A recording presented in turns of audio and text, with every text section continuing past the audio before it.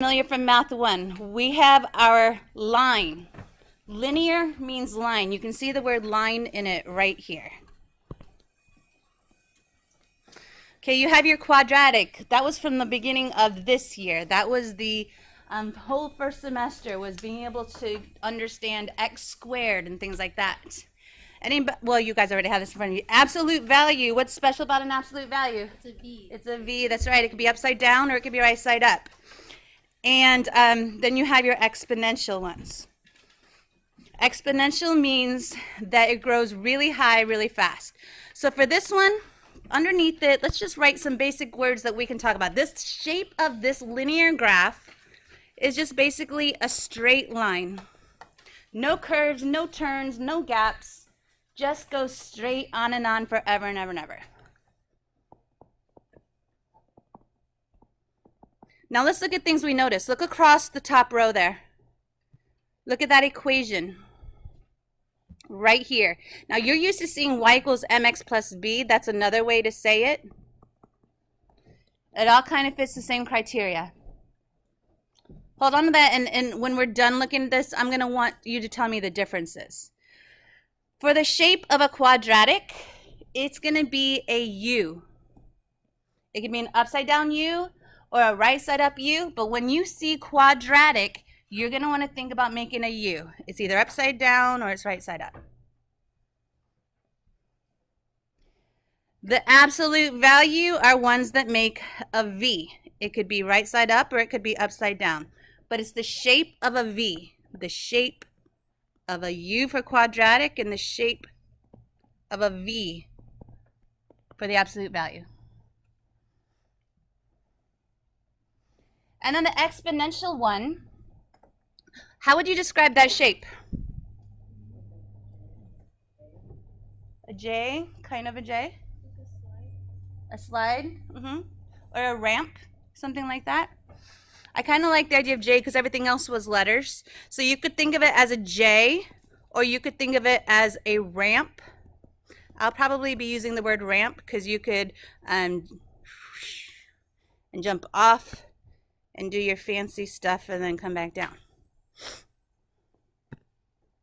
All right, now take a minute and look at this page here.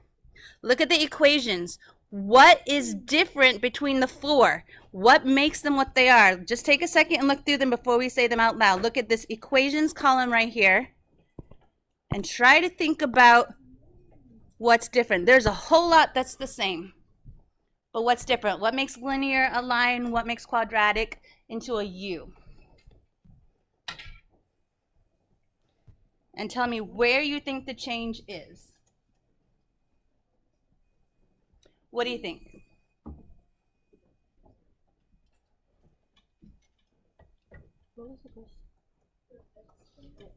Exponents, good. What's the difference between what a line equation is? Put yours away. And what a quadratic equation is, and that it's the exponent. That's right.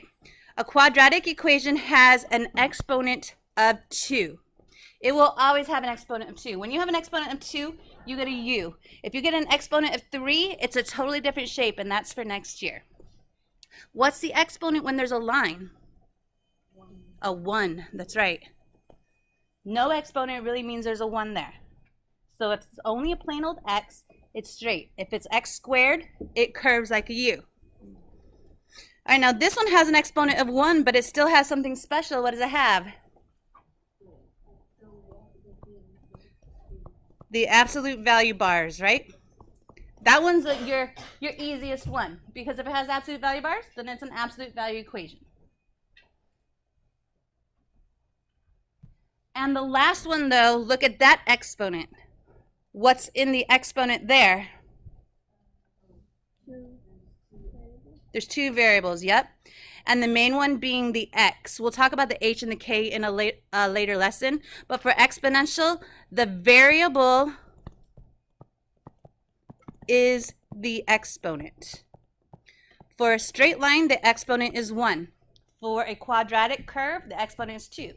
But for an exponential equation, the exponent is a variable.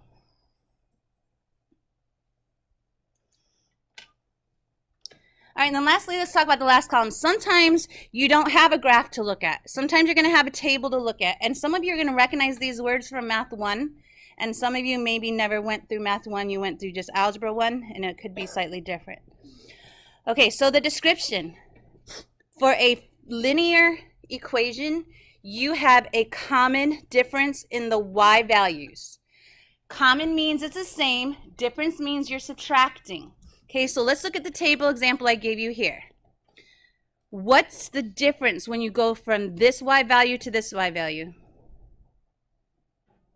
1. And it's actually a positive because it goes bigger. -2 to -1 is +1. And then what's this difference? If you go to from -1 to 0, what do you get? +1. And then from 0 to 1, you get, and then from 1 to 2, you get. That's what they mean by common. When you look at all the y values, it's a common change, and it's by adding or subtracting. They use difference, but with high school, we think of subtracting really as adding a negative, so it all comes out the same.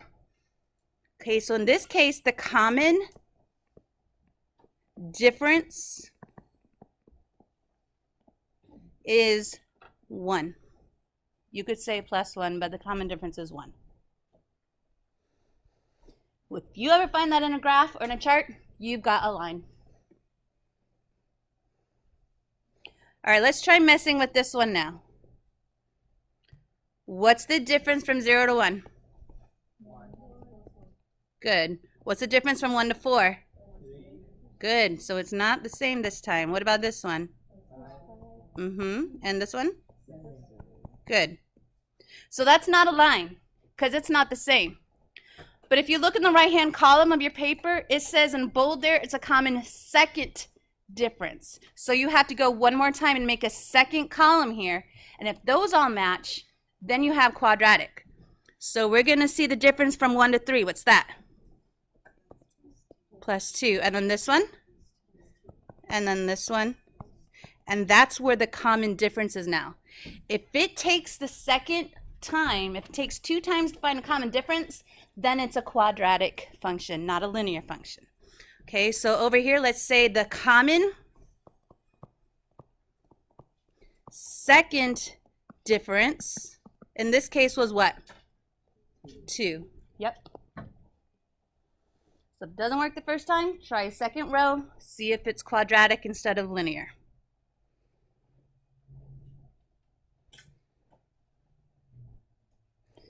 All right, and then the absolute value ones. This one's kind of weird because they say they define it as having a common value, but it's not quite because one goes up and one goes down. This one's going down, this one's going up.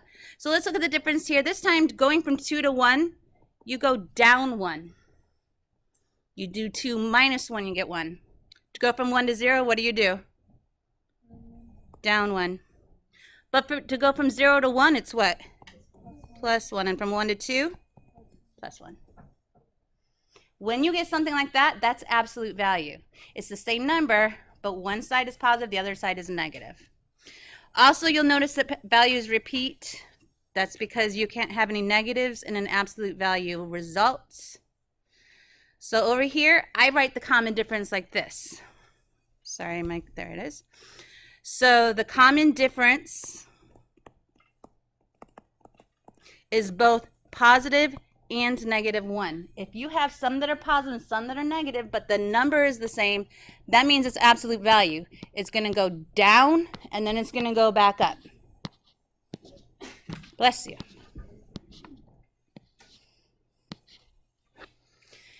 And the one that's special, the exponential one, doesn't have any differences. What's the key word right here?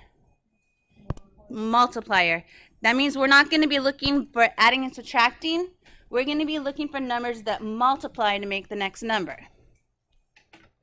So when we look at the table example over here, what do we multiply by to go from 1 to 2? Times 2. And I'm not going to use the times. I don't like that. I'm going to use a dot. Times 2. And then to go from 2 to 4? Times 2. And 4 to 8 is, and 8 to 16 is times 2. So if you ever find the same number that you're multiplying by, or sometimes it could be going down, that's okay too. As long as you get the same ratio every time, whether you're multiplying or dividing, it's going to be exponential. All right, so in this case, our common multiplier is what? 2. So that's all you have to be able to do for your homework. You have to be able to decide what it is, and you have to be able to say what the common multiplier is or what the common difference or anything like that is. Okay, any questions on that part of it? All right, so then turn the page. Let's look at the CF-1 and write this title in, please. Identify the family of functions. Identify the family of functions. We're going to do this either by looking at the shape or looking at the table or even looking at the equation. If it has an x squared, what are you going to call it? Quadratic. Good. If it has x to the first and no absolute value bars, what are you going to call it? Linear. Linear. If it has 100 to the power of x, what are you going to call it? Exponential, because the variable is in the exponent. Okay, so function. You guys learned this in Math 1. The rule, what makes something a function, is that the x never cheats on the y. Every x only has one value of y. Okay? Now, x can go with the same y twice, but it has to be with the same value of y. So every input, every x value has exactly one output or y value. Whenever you have an x, it can't be combined with a 5 and it can't be combined with a 3. That's not a function. It's no fun to be with an x that's cheating. Okay, so it's not a function.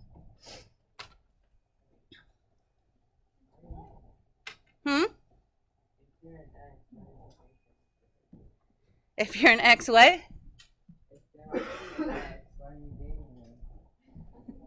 Isn't the point of x meaning you were with them in the past tense? Oh, you're thinking of EX. That's a good point. But I'm looking at an XY table like this, and I'm talking about this X can only be with one Y. Not an XX kind of X. All right, so look at this one, letter A. Okay, give me one of the names that, or the name that would go with this one, because it says 3x squared. Quadratic. Okay. So on your homework, the first question is going to be, you're going to say quadratic or whatever it is. And the second question that goes with the same idea is going to be, how do you know? So what was our clue in this case? Exponent was 2. It has a 2 as the exponent. Okay, letter B. What name would you give this one? I'm sorry, letter B, over to the right. Exponential. Good.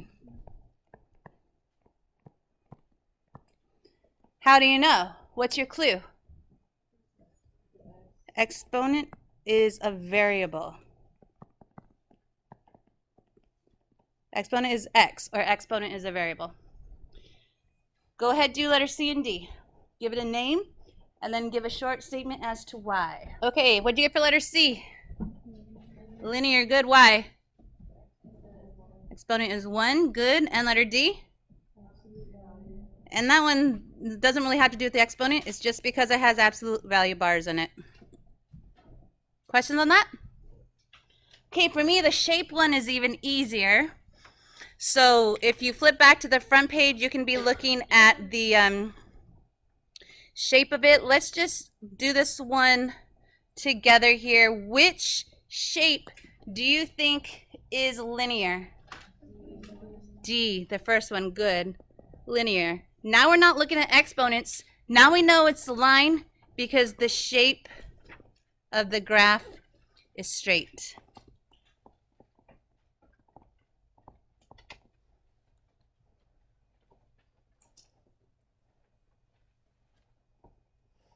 Okay, so think about the clues we said about the other ones. Which one of these do you think is exponential? G, good. Exponential. We don't even know anything about the exponents all we have is the graph, so we're going to say it's exponential because the shape is, if you say a J, that's one thing, or the shape is a ramp. I'm going to say I like the J. Although you can't, I'm sorry, you can't say J because it could go backwards. U's and V's can go backwards, so I'm going to stick with the word ramp. Do letter E and D right now, or E and F right now. One's a V, one's a U. Try to remember what those things mean. Okay, what'd you get for letter E? Absolute value, because the shape is a V. Good. And letter F? Quadratic, because the shape is a U. All right, and for the last four, I'm going to do the first table with you to get you started on it, and then I want you to do the next three tables trying to figure out what's really happening. Now, I can't tell you off the bat if it's supposed to be adding or subtracting or if it's supposed to be multiplying. That's kind of what our goal is. You figure out if something's being added the same every time or if something's being multiplied the same every time. Or if you see a value that's going, it's the same, but it's going up and then it's going down. So let's look at number one. You have to look at the pattern that's happening there. Are you like 3 to 6? You could either be adding 3 or you could be multiplying by 2. In order to decide that, you have to look at the rest of it. Are the rest of them going by adding 3 or are the rest of them going by multiplying by 2? Yeah. So you can't just look at the first one. You have to look at them kind of as a whole. So it would be 3 times 2 would make the 6. And then 6 times 2 would make the 12. And 12 times 2 would make the 24, etc. With that in mind, you're multiplying by the same thing every time. Which name does that get? You look back on the front if you need to. Exponential. Good. So your answer is that it's an exponential function. And what you need to write for a reason is that the common multiplier is 2. Good. It was positive 2 and negative 2.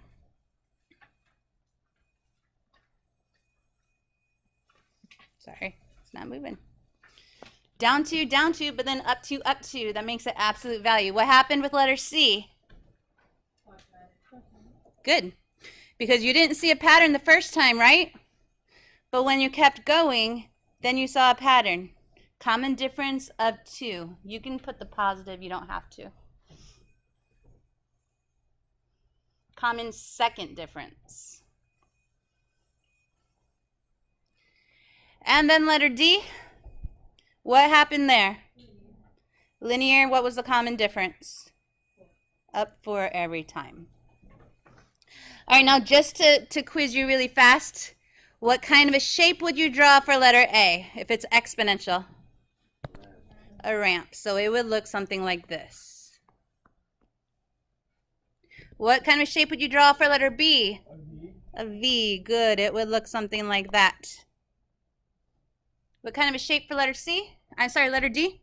No, C. A U. Good. And we don't really know much about it. We just know that it's got a shape that's like that. And letter D? All right. Here's something. If it's positive 4, should I draw my line going up or going down? Up. That's kind of like the slope. It's a positive 4 is their slope. That's the common difference. All right, so your homework is Socrative Urbanski Math 1. It won't take you very long. If you finished your test yesterday, you can start it and get it done now, and then you won't have any homework. But whoever, I have a paper that said they needed more time. Those people, get out your computers, go to the Google Classroom for yesterday and log into the secure browser, and I'll walk around with your papers.